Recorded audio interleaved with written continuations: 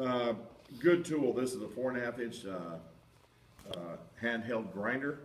Right now I have a cutoff disc in this grinder, and so therefore if I need to cut out some welds, or if I need to cut some tubing in half, I can use this grinder, or I can use this cutoff wheel. It really works good.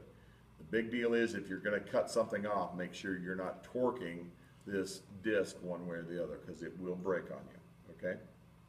All right. Other features of this grinder is that this handle here unscrews.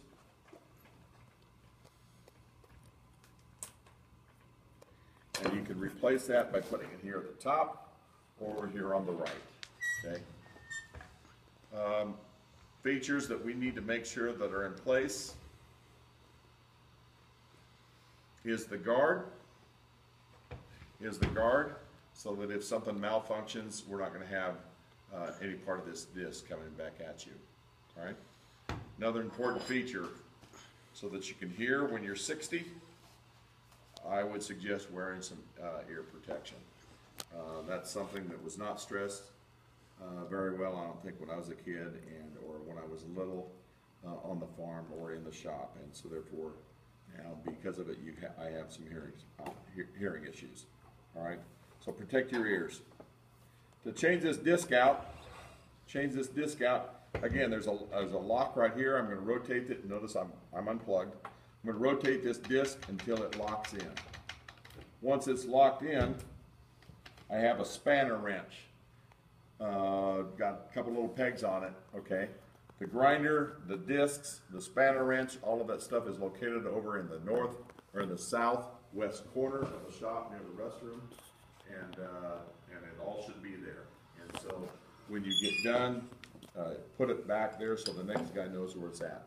So once my disc is locked in, I simply turn this counterclockwise. This disc rolls off. I take off my wheel. I grab another wheel. I make sure that wheel is rated for the machine. This wheel here is rated at 13,300 RPM. And I look on the nameplate of my grinder, and it's rated at 10,000 RPM. So this is lower than this. That's good.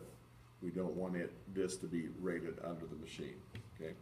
Once that's in place, put that back into place right there. Spin my washer on, that keeper washer.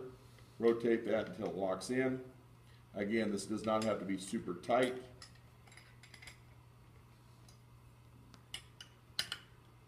Simply tight enough, because as you rotate it, as you use it, it has a tendency to tighten it up. Okay. To start it up, you've got a lock, a safety device right here. I have to pull that back and then engage the trigger that way. Okay. When I'm cutting, I want to make sure I'm cutting on the nose. Okay. Making sure the sparks aren't heading over to some other worker or over to where you might have some combustible materials. So simply know where your sparks are flying, because they will fly. All right.